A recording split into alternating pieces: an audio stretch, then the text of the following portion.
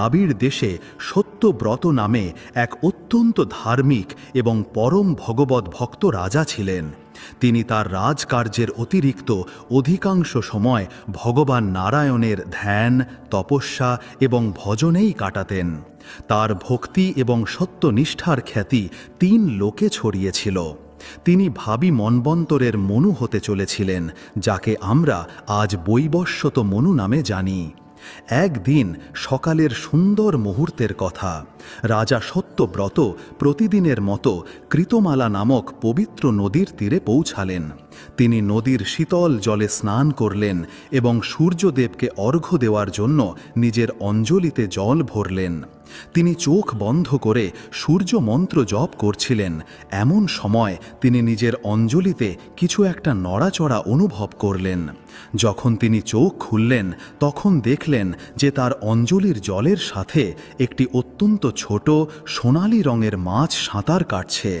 তার শরীর সোনার মতো জ্বলজ্বল করছিল এবং তার ছোট ছোট চোখ দুটি কোনো দিব্য মণির মতো মনে হচ্ছিল। রাজার মনে সেই ছোট্ট মাছটির প্রতি করুণা ও স্নেহ জেগে উঠল। তিনি ভাবলেন যে এটিকে আবার নদীর স্রোতে ছেড়ে দেওয়াই উচিত হবে। যেই তিনি সেটিকে জলে ফেলার জন্য অঞ্জলি ঝোঁকাতে গেলেন, এক অদ্ভুত চমৎকার ঘটল। সেই ছোট্ট মাছটি মানুষের স্পষ্ট ভাষায় কথা বলে উঠল। সে অত্যন্ত করুণ স্বরে ডাকল, হে রাজন, হে দয়ার সাগর, কৃপা করে আমাকে এই নদীতে আবার ছেড়ে দেবেন না। এই নদী বড় বড় এবং হিংস্র জলজ প্রাণীতে ভরা। তারা আমার মতো ছোট ও অসহায় মাছকে দেখলেই নিজেদের খাবার বানিয়ে ফেলবে। আমি আপনার শরণে এসেছি, আমার প্রাণ রক্ষা করুন। একটি ছোট্ট মাছকে মানুষের মতো কথা বলতে শুনে রাজা সত্যব্রত বিস্ময়ে হতবাক হয়ে গেলেন। তার এটা বুঝতে দেরি হলো না যে এটি কোনো সাধারণ জীব নয়, এটি অবশ্যই ভগবানের কোনো লীলা। সেই মাছটির প্রার্থনায় এত সত্যতা এবং আকুতি ছিল যে রাজার হৃদয় করুণায় ভরে গেল। তিনি সেই মাছটিকে অভয় দিলেন এবং তাকে নিজের সঙ্গে আশ্রমে নিয়ে যাওয়ার সিদ্ধান্ত নিলেন। তিনি মাছটিকে তার তপস্যায় ব্যবহৃত ছোট কমণ্ডলুর জলে রাখলেন এবং নিজের আশ্রমের দিকে রওনা হলেন। রাজা সত্যব্রত নিজের আশ্রমে পৌঁছে সেই কমণ্ডলুটি একটি সুরক্ষিত স্থানে রাখলেন। সেদিন তিনি তার সমস্ত সময় সেই মাছটির দেখাশোনা এবং ভগবানের ধ্যানেই কাটালেন। পরের দিন সকালে যখন তিনি ঘুম থেকে উঠে সেই কমণ্ডলুর কাছে গেলেন, তখন তিনি আরও একটি আশ্চর্যের জন্য প্রস্তুত ছিলেন। কেবল এক রাতের মধ্যে সেই ছোট্ট মাছটি এত বড় হয়ে গিয়েছিল যে এখন সেই কমণ্ডলু তার জন্য একটি কারাগারের মতো হয়ে গিয়েছিল। তার শরীর কমণ্ডলুর দেওয়ালে লেগে যাচ্ছিল এবং তার নড়াচড়া করতেও খুব কষ্ট হচ্ছিল। মাছটি রাজাকে দেখে পুনরায় বিনীতভাবে প্রার্থনা করল, হে রাজন, আপনি আমার প্রাণ রক্ষা করেছেন, এর জন্য আমি আপনার চিরকাল কৃতজ্ঞ থাকব। কিন্তু এখন এই স্থানটি আমার থাকার জন্য অত্যন্ত ছোট হয়ে পড়েছে, আমার শ্বাস নিতেও কষ্ট হচ্ছে। কৃপা করে আমাকে এমন কোনো স্থানে রাখুন যেখানে আমি আরামে থাকতে পারি।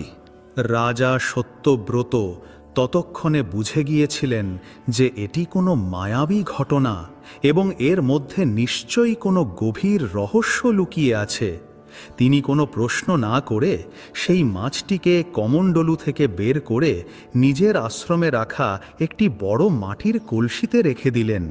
সেই কলসিতে অনেক জল ছিল এবং মাছটি তাতে আরামে সাঁতার কাটতে লাগল।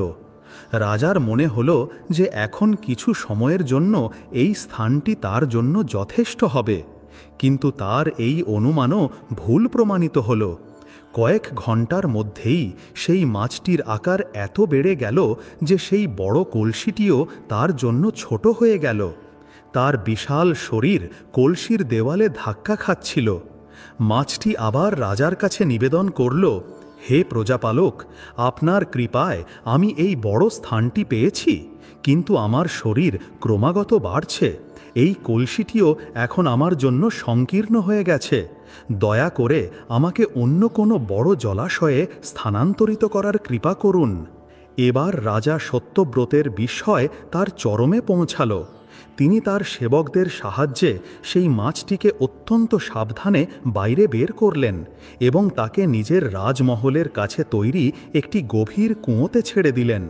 সেই কুঁয়োটি খুব গভীর এবং চওড়া ছিল, কিন্তু আশ্চর্যের বিষয় এই যে কিছুক্ষণের মধ্যেই সেই মাছটির শরীর এত বিশাল হয়ে গেল যে সে পুরো কুঁয়োটিকেই ভরে ফেলল। এখন তার জন্য কুঁয়োটিও একটি ছোট পাত্রের মতো হয়ে গিয়েছিল। মাছটি পুনরায় রাজার কাছে আবেদন করল। এইবার রাজা তাকে নিয়ে একটি বিশাল সরোবরের কাছে গেলেন। সেই সরোবর মাইলের পর মাইল বিস্তৃত ছিল এবং অফুরন্ত জলে ভরা ছিল। রাজা সেই ভীমকায় মাছটিকে সেই সরোবরে ছেড়ে দিলেন। মাছটি কিছু সময় তো সেই সরোবরে আনন্দে সাঁতার কাটতে লাগল, কিন্তু তার আকার বাড়ার ক্রম তখনও থামেনি। দেখতে দেখতে সে এত বিশাল হয়ে গেল যে সম্পূর্ণ সরোবরও তার জন্য ছোট হয়ে পড়ল। তার বিশাল শরীর এক কিনারা থেকে অন্য কিনারা পর্যন্ত ছড়িয়ে গিয়েছিল। অবশেষে সেই মহামৎস্য রাজা সত্যব্রতকে বলল, হে রাজন, আপনি এই পৃথিবীর স্বামী, আপনি আমার সব দিক থেকে রক্ষা করেছেন, কিন্তু এখন এই সরোবরও আমার এই বিরাট শরীরের ভার সহ্য করতে পারছে না। এটি আমার জন্য একটি ছোট জলাশয়ের সমান। এখন কেবল একটি স্থান আছে যা আমাকে ধারণ করতে পারে, আর তা হল অথই, অনন্ত এবং অসীম সাগর। কৃপা করে আমাকে এখন সমুদ্রে ছেড়ে দিন। রাজা সত্যব্রত এখন পুরোপুরি বুঝে গিয়েছিলেন যে এটি কোনো সাধারণ মাছ নয়, বরং এটি সাক্ষাৎ ভগবান বিষ্ণুরই কোনো লীলা। কোনো সাধারণ জীব এইভাবে ক্ষণে ক্ষণে নিজের আকার এত বিশাল করতে পারে না। তিনি সেই মহামৎস্যের সামনে হাত জোড় করলেন এবং ভক্তি ভরে তার স্তুতি করতে লাগলেন। তিনি বললেন, হে দেব, আপনি নিশ্চয়ই কোনো সাধারণ জীব নন। আপনার এই অদ্ভুত, অকল্পনীয় এবং বিরাট রূপ দেখে আমার মন শ্রদ্ধা ও বিস্ময়ে ভরে গেছে। আমি আজ পর্যন্ত এমন কোনো প্রাণী দেখিনি বা শুনিনি। কয়েক দিনের মধ্যেই আপনি আপনার আকার এত বাড়িয়ে ফেলেছেন যে বড় বড় সরোবরও আপনার জন্য ছোট হয়ে গেছে। আপনি নিশ্চিতভাবে চরাচরের স্বামী, অবিনাশী ভগবান শ্রীহরি বিষ্ণুই। আপনি আমার মতো সাধারণ ভক্তের ওপর কৃপা করার জন্যই এই মৎস্যরূপ ধারণ করেছেন। হে প্রভু, আমাকে বলুন, আপনি এই রূপ কী কারণে নিয়েছেন? আমি আপনার কী সেবা করতে পারি? রাজা সত্যব্রতের স্তুতি শুনে সেই মহামৎস্য প্রসন্ন হল। তার রূপ আরও তেজময় হয়ে উঠল। তখন ভগবান বিষ্ণু নিজের ভক্তের ওপর কৃপা করে বললেন, হে রাজন, তুমি আমাকে ঠিকই চিনেছ।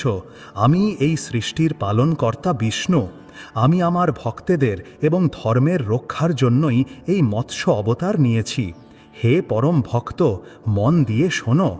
আজ থেকে ঠিক 7 দিনের মাথায় এই সম্পূর্ণ ভূমণ্ডলে এক ভয়ঙ্কর মহাপ্রলয় আসতে চলেছে। 3 লোক জলে ডুবে যাবে।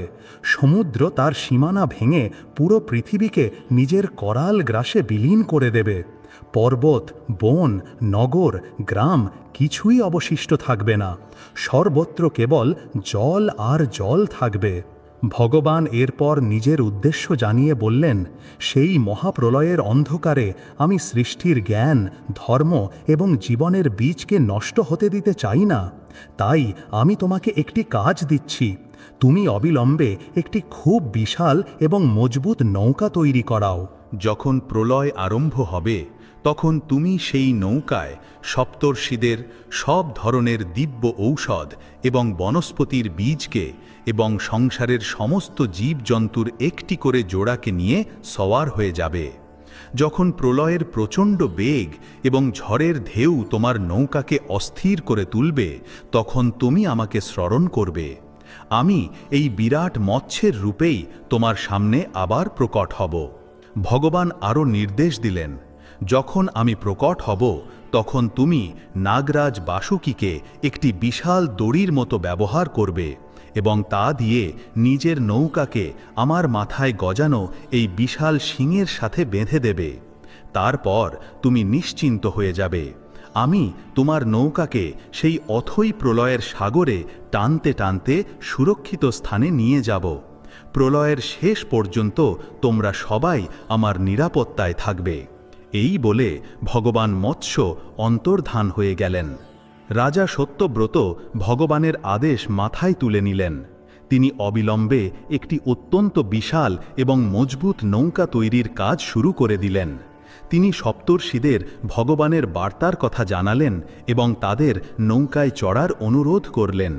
তিনি সারা পৃথিবী থেকে নানা প্রকারের ঔষধ, বনস্পতি এবং অন্যের বীজ সংগ্রহ করলেন। তিনি নিজের সেবকদের পাঠিয়ে পৃথিবীর সমস্ত জীবজন্তুর একটি করে জোড়াও সংগ্রহ করে নিলেন। ঠিক 7 দিনের মাথায় যেমন ভগবান বলেছিলেন তেমনই ঘটল। আকাশে ভয়ঙ্কর কালো মেঘ ছেয়ে গেল, বিদ্যুৎ চমকাতে লাগল এবং মুষলধারে বৃষ্টি শুরু হলো। বৃষ্টির ফোঁটা এত মোটা ছিল যেন আকাশ থেকে জলের স্তম্ভ পড়ছে। দেখতে দেখতে নদী তার বাঁধ ভেঙে দিল এবং সমুদ্রে এক ভয়ঙ্কর জলোচ্ছ্বাস এলো। তার ঢেউ আকাশ ছুঁতে লাগল। কিছুক্ষণের মধ্যেই সমস্ত পৃথিবী জলমগ্ন হয়ে গেল। উঁচু উঁচু পর্বত শিখরও জলে ডুবে যেতে লাগল। সর্বত্র হাহাকার পড়ে গেল। এই বিনাশলীলার মধ্যে রাজা সত্যব্রত নিজের নৌকায় সপ্তর্ষি, জীবজন্তু এবং বীজ নিয়ে সওয়ার ছিলেন। তার নৌকা প্রলয়ের প্রচণ্ড ঢেউয়ের আঘাতে একটি পাতার মতো টলমল করতে লাগল। সবাই ভয় পেয়ে গেল। তখন রাজা সত্যব্রত ভগবান মৎস্যকে স্মরণ করলেন এবং তার কাছে রক্ষার প্রার্থনা করলেন। তার প্রার্থনার উত্তরে সেই অন্ধকারময় এবং উত্তাল সাগরের মাঝে এক দিব্য আলো প্রকট হল। ভগবান বিষ্ণু তার সেই বিরাট এবং সোনালী মৎস্যের রূপে প্রকট হলেন। তার শরীর হাজার হাজার সূর্যের মতো চমকরাচ্ছিল এবং তার মাথায় একটি বিশাল শিং শোভা পাচ্ছিল। ভগবানের দর্শন পেয়েই রাজা সত্যব্রত এবং সপ্তর্ষিরা তাকে প্রণাম করলেন। রাজা সঙ্গে সঙ্গে নাগরাজ বাসুকীকে আহ্বান করলেন এবং তাকে দড়ি বানিয়ে নিজের নৌকাকে ভগবান মৎস্যের শিংয়ের সাথে শক্ত করে বেঁধে দিলেন। এখন তাদের নৌকা পুরোপুরি সুরক্ষিত ছিল। ভগবান মৎস্য সেই বিশাল নৌকাকে টানতে টানতে প্রলয়ের সাগরে এগিয়ে যেতে লাগলেন। সেই যাত্রা খুব দীর্ঘ ছিল। সেই যাত্রার সময়ে যতক্ষণ না প্রলয়ের জল শান্ত হল, ভগবান মৎস্য রাজা সত্যব্রত এবং সপ্তর্ষিদের আধ্যাত্মিক জ্ঞানের উপদেশ দিলেন। তিনি সৃষ্টি, স্থিতি, প্রলয়, আত্মা, পরমাত্মা, ধর্ম এবং মোক্ষের গভীর রহস্য বোঝালেন। ভগবান বিষ্ণুর মুখ থেকে বের হওয়া এই জ্ঞানের ভাণ্ডারই পরে মৎস্য পুরাণ নামে বিখ্যাত হয়। এইভাবে ভগবান মৎস্য সেই নৌকাকে টানতে টানতে হিমালয়ের সবচেয়ে উঁচু পর্বত চূড়ায় নিয়ে গেলেন, যা প্রলয়ের জল থেকে উপরে বেঁচেছিল।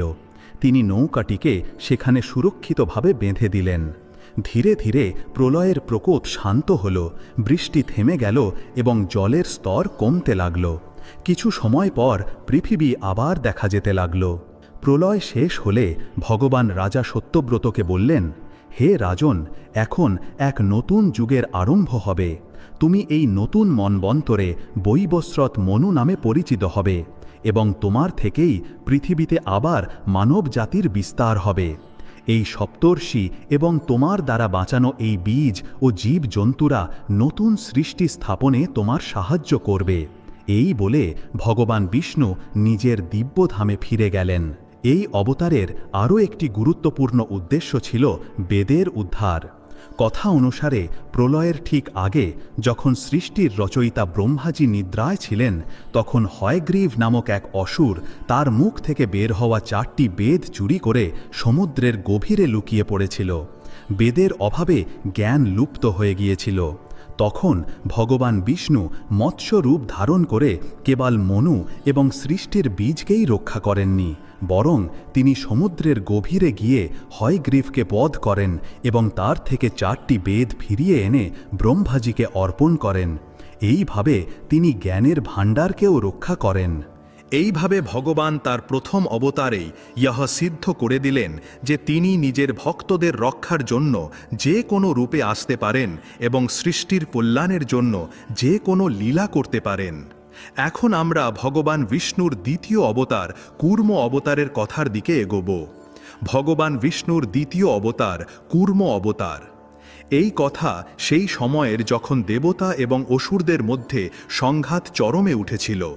এই কাহিনী হল মহান সমুদ্র মন্থনের, দেবতাদের হারানো ঐশ্বর্য ফিরে পাওয়ার এবং সেই দিব্য আধারের যা এই অসম্ভব কাজকে সম্ভব করেছিল।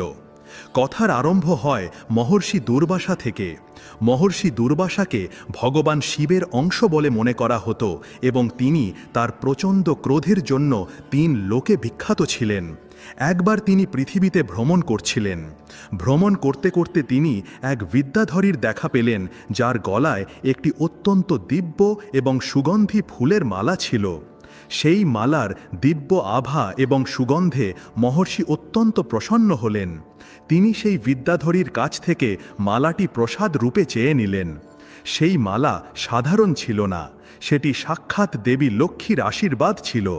যার কাছেই সেটি থাকত তার ঐশ্বর্য এবং সৌভাগ্য সর্বদা বজায় থাকত। সেই দিব্য মালা নিয়ে মহর্ষি দেবলোকের দিকে চললেন। পথে তিনি দেবরাজ ইন্দ্রকে তার ঐরাবত হাতির ওপর বসে আসতে দেখলেন। ইন্দ্র সেই সময় ত্রিভুবনের অধিপতি হওয়ার অহংকারে মত্ত ছিলেন। মহর্ষি দুর্বাসা ভাবলেন যে দেবরাজ ইন্দ্রই এই দিব্য মালার সবচেয়ে যোগ্য পাত্র। এই ভেবে তিনি সেই সৌভাগ্যশালী মালাটি ইন্দ্রকে উপহার দিলেন। ইন্দ্র সেই মালাটি অত্যন্ত সাধারণভাবে নিলেন এবং নিজের অহংকারে মত্ত হয়ে তিনি সেই দিব্য মালার সম্মান করলেন না। তিনি সেই দিব্য মালাটি তার হাতি ঐরাবতের মাথায় ফেলে দিলেন। হাতি তো একটি পশু, সে আর সেই দিব্য মালার গুরুত্ব কি বুঝবে? সে নিজের সুর দিয়ে সেই মালাটি নামিয়ে পৃথিবীতে ফেলে দিল এবং নিজের বিশাল পা দিয়ে সেটিকে পিষে ফেলল। নিজের উপহারের এমন অপমান দেখে মহর্ষি দুর্বাসার ক্রোধ জ্বলে উঠল। তার চোখ লাল হয়ে গেল এবং তিনি দেবরাজ ইন্দ্রকে অভিশাপ দিয়ে বললেন, আরে ইন্দ্র, তুই ঐশ্বর্যের মদে এত অন্ধ হয়ে আমার এবং স্বয়ং দেবী লক্ষ্মীর প্রসাদের অপমান করেছিস। যে শ্রী এবং ঐশ্বর্যের ওপর তোর এত অহংকার, আমি তোকে অভিশাপ দিচ্ছি যে আজ থেকে তুই এবং সমস্ত দেবলোক শ্রীহীন, তেজহীন এবং পরাক্রমহীন হয়ে যাবি। তোর সমস্ত বৈভব এবং বল তোকে ছেড়ে চলে যাবে। মহর্ষি দুর্বাসার অভিশাপ সঙ্গে সঙ্গে ফলে গেল। দেখতে দেখতে স্বর্গের সমস্ত চাকচিক্য ফিকে হয়ে গেল। দেবতারা নিস্তেজ এবং শক্তিহীন হয়ে পড়লেন। তাদের মুখ কান্তিহীন হয়ে গেল এবং তাদের সমস্ত পরাক্রম লুপ্ত হয়ে গেল। যখন অসুরদের রাজা বলি এই খবর পেলেন যে দেবতারা শক্তিহীন হয়ে গেছেন, তখন তিনি এটিকে স্বর্গে আক্রমণ করার উত্তম সুযোগ বলে মনে করলেন। অসুররা তাদের পুরী শক্তি দিয়ে দেবলোকে আক্রমণ করল। শক্তিহীন দেবতারা অসুরদের শক্তিশালী সেনার সামনা করতে পারলেন না এবং তারা যুদ্ধে পরাজিত হলেন। অসুররা স্বর্গের ওপর অধিকার করে নিল এবং সমস্ত দেবতাদের দেবলোক থেকে তাড়িয়ে দিল। পরাজিত, অপমানিত এবং শ্রীহীন দেবতারা দিশেহারা হয়ে ঘুরতে লাগলেন। তাদের কাছে না কোনো শক্তি ছিল, না কোনো আশ্রয়। অবশেষে তারা সকলে মিলে প্রজাপতি ব্রহ্মার কাছে গেলেন এবং তাকে তাদের সমস্ত দুঃখের কথা শোনালেন। ব্রহ্মাজি তাদের নিয়ে সৃষ্টির পালনকর্তা সংকটমোচন ভগবান শ্রীহরি বিষ্ণুর ধাম ক্ষীর সাগরে পৌঁছালেন। সেখানে সমস্ত দেবতারা ভগবান বিষ্ণুর স্তুতি করলেন এবং তার কাছে এই বিপদ থেকে উদ্ধারের পথ দেখানোর প্রার্থনা করলেন। ভগবান বিষ্ণু তো অন্তর্যামী, তিনি সব কিছু জানতেন। তিনি দেবতাদের সান্ত্বনা দিয়ে বললেন, হে দেবগণ, তোমরা চিন্তা করো না। এই সময়ে তোমাদের বল কমে গেছে এবং অসুররা বলশালী। এই পরিস্থিতিতে তাদের সাথে যুদ্ধ করে জয়লাভ করা সম্ভব নয়। তোমাদের হারানো বল এবং ঐশ্বর্য পুনরায় পাওয়ার জন্য অমৃত পান করতে হবে। অমৃত তোমাদের অমরত্ব এবং অসীম শক্তি প্রদান করবে। দেবতারা জিজ্ঞাসা করলেন, হে প্রভু, কিন্তু অমৃত আমরা কোথা থেকে পাব? অমৃত ক্ষীরসাগর অর্থাৎ দুধের মহাসাগরের গভীরে লুকানো আছে। সেটি পাওয়ার জন্য তোমাদের সমুদ্র মন্থন করতে হবে। এই কাজ অত্যন্ত কঠিন এবং তোমরা একা এটি করতে পারবে না। এর জন্য তোমাদের শত্রুতা ভুলে অসুরদের সাহায্য নিতে হবে। যাও এবং অসুরদের রাজা বলির সাথে সন্ধি করে নাও। তাদের অমৃতের লোভ দেখিয়ে সমুদ্র মন্থনের জন্য রাজি করাও। আমি তোমাদের বিশ্বাস দিচ্ছি যে অমৃত কেবল তোমরা দেবতারা পাবে, অসুররা নয়। ভগবান বিষ্ণুর আদেশ পেয়ে দেবরাজ ইন্দ্র এবং অন্যান্য দেবতারা অসুরদের রাজা বলির কাছে গেলেন। তারা বলির সামনে সমুদ্র মন্থনের প্রস্তাব রাখলেন এবং বললেন যে এর থেকে যে অমৃত বেরোবে তা আমরা সবাই সমানভাবে ভাগ করে নেব। অমৃতের লোভে অসুররা সঙ্গে সঙ্গে এই কাজের জন্য রাজি হয়ে গেল। এইভাবে দেবতা এবং অসুরদের মধ্যে একটি অস্থায়ী সন্ধি হল এবং তারা সকলে মিলে ইতিহাসের সবচেয়ে বড় কাজ অর্থাৎ সমুদ্র মন্থনের প্রস্তুতিতে লেগে পড়ল। এখন প্রশ্ন হল যে এত বিশাল সাগরকে মন্থন করার জন্য মন্থন দণ্ড এবং দড়ি কোথা থেকে আসবে। সর্বসম্মতিক্রমে এই সিদ্ধান্ত নেওয়া হলো যে মন্দরাচল পর্বতকে মন্থন দণ্ড বানানো হবে। সমস্ত দেবতা এবং অসুররা মিলে তাদের পুরো শক্তি দিয়ে মন্দরাচল পর্বতকে উবড়ে ফেলল এবং তাকে তুলে ক্ষীর সাগরের তীরে নিয়ে এলো। এখন দড়ির প্রয়োজন ছিল। তখন নাগদের রাজা নাগরাজ বাসুকীকে এই মহান কাজের জন্য রাজি করানো হলো। তিনি নিজে দড়ি হতে রাজি হলেন। প্রস্তুতি সম্পূর্ণ হয়েছিল। মন্দরাচল পর্বতকে ক্ষীর সাগরে ফেলা হলো এবং নাগরাজ বাসুকীকে তার চারপাশে পেঁচানো হলো। ভগবান বিষ্ণুর পরিকল্পনা অনুসারে দেবতারা বাসুকী নাগের লেজের দিকটা ধরলেন এবং অসুররা তার মাথার দিকটা। কিন্তু যেই মন্থনের কাজ শুরু করার চেষ্টা করা হলো, একটি বড় সমস্যা দেখা দিল। মন্দরাচল পর্বত অত্যন্ত ভারী ছিল এবং ক্ষীর সাগরে তার কোনো আধার ছিল না। আধার ছাড়া সেই বিশাল পর্বত সমুদ্রের গভীরে ডুবতে লাগল। এই দেখে দেবতা এবং অসুরদের হোশ উড়ে গেল। তাদের সমস্ত পরিশ্রম বৃথা যেতে দেখা যাচ্ছিল। সবাই নিরাশ হয়ে ভগবান বিষ্ণুকে স্মরণ করতে লাগল। নিজের ভক্ত এবং দেবতাদের এইভাবে হতাশ দেখে ভগবান হাসলেন। তিনি এই সমস্যার সমাধান করার জন্য একটি অদ্ভুত রূপ ধারণ করার সিদ্ধান্ত নিলেন। সেই মুহূর্তে ভগবান বিষ্ণু একটি বিশাল এবং বিরাট কচ্ছপ অর্থাৎ কচ্ছপের রূপ ধারণ করলেন। এটি ছিল তার কূর্মাবতার। সেই কচ্ছপের আকার মাইলের পর মাইল বিস্তৃত ছিল এবং তার পিঠ ছিল কোনো অভেদ্য পাথরের মতো কঠিন ও বিশাল। ভগবান কূর্মাবতারে ক্ষীর সাগরের অতল গভীরে প্রবেশ করলেন এবং ডুবতে থাকা মন্দরাচল পর্বতের ঠিক নিচে গিয়ে তাকে নিজের বিশাল পিঠের ওপর ধারণ করলেন। এখন মন্দরাচল পর্বত একটি অটল এবং স্থির ভিত্তি পেয়ে গেল। ভগবান কূর্মের বিশাল পিঠের ওপর সেই পর্বত পুরোপুরি স্থির হয়ে গেল। ভগবানের পিঠে পর্বত ঘোরার ফলে তার কোনো কষ্ট হচ্ছিল না, বরং তার এমন মনে হচ্ছিল যেন কেউ তার পিঠ চুলকে দিচ্ছে। এবার দেবতা এবং অসুররা নতুন উৎসাহের সঙ্গে মন্থন শুরু করল। একদিক থেকে দেবতারা নাগরাজের লেজ এবং অন্য দিক থেকে অসুররা তার মাথা ধরে টানতে লাগল। মন্দরাচল পর্বত দ্রুত গতিতে ঘুরতে লাগল এবং ক্ষীর সাগরে এক অদ্ভুত মন্থন শুরু হলো। এই প্রলয়ঙ্কারী মন্থন থেকে সবার আগে হলাহল নামক অত্যন্ত ভয়ঙ্কর বিষ বেরোলো। তার শিখায় 3 লোক জ্বলতে লাগল।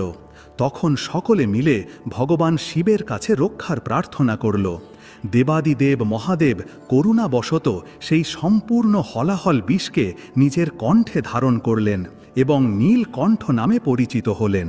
এরপর সমুদ্র মন্থন থেকে একের পর এক 14টি দিব্য রত্ন বেরোতে লাগল।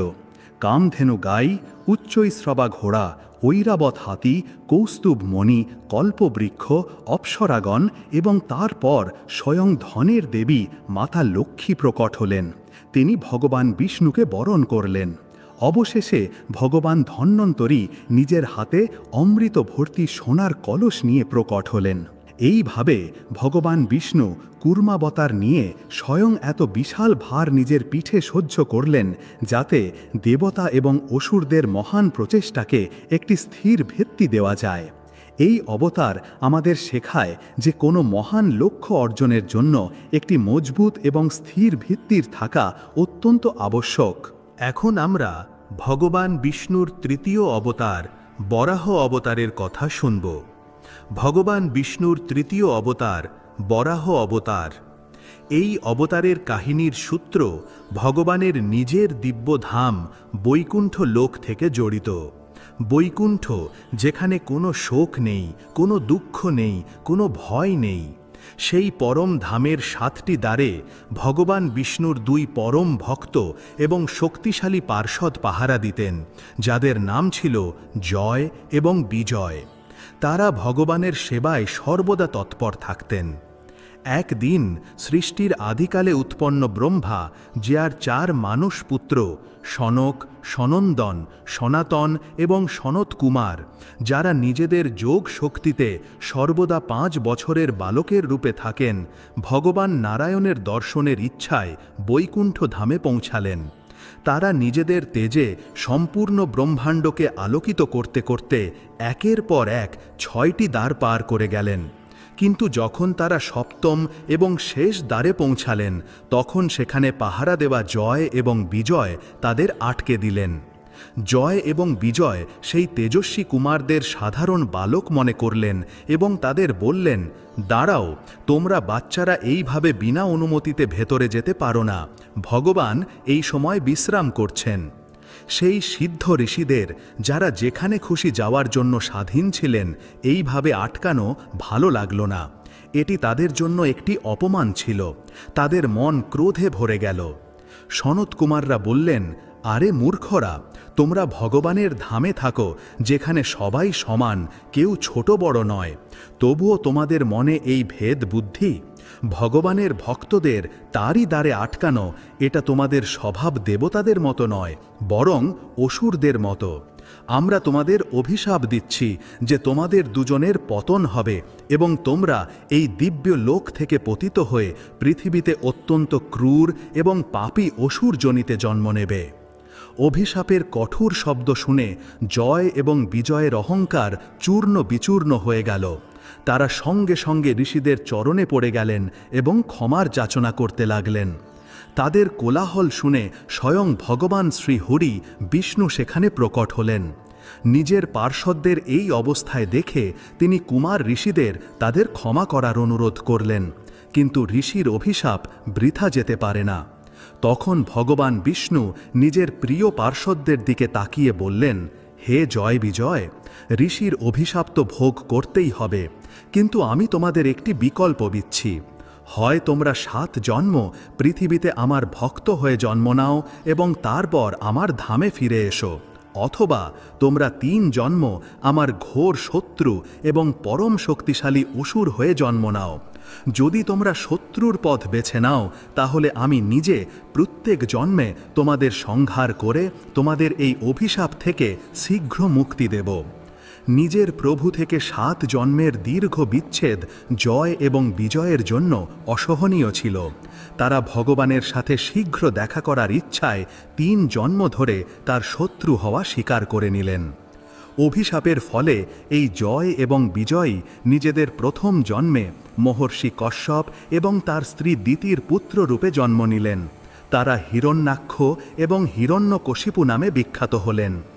2 ভাই জন্ম থেকেই অত্যন্ত বলশালী, বিশাল দেহী, মহাপ্রক্রমী এবং ক্রূর স্বভাবের ছিল।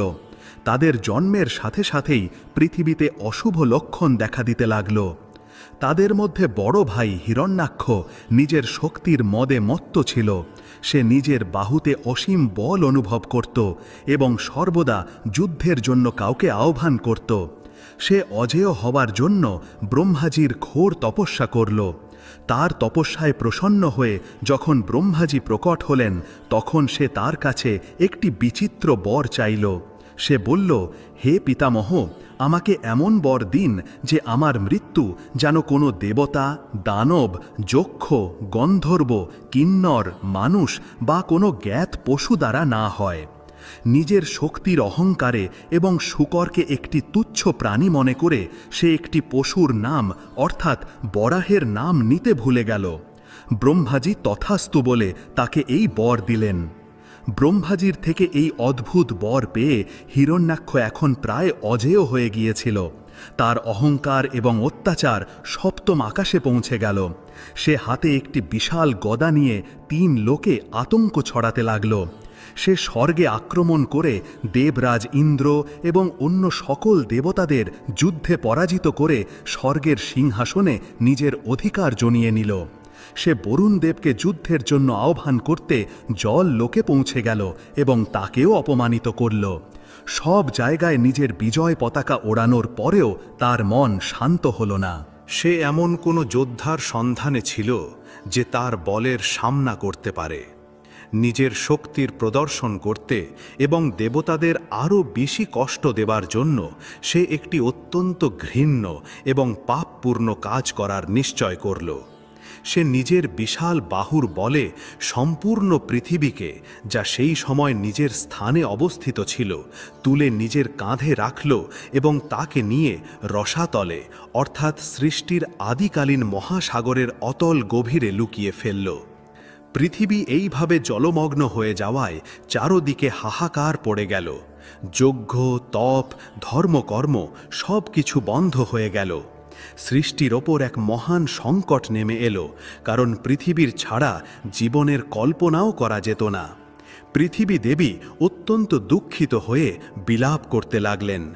সকল দেবতা এবং ঋষি মুনিরা এই মহাবিপদ থেকে পরিত্রাণ পেতে সৃষ্টির রচয়িতা ব্রহ্মাজির কাছে গেলেন।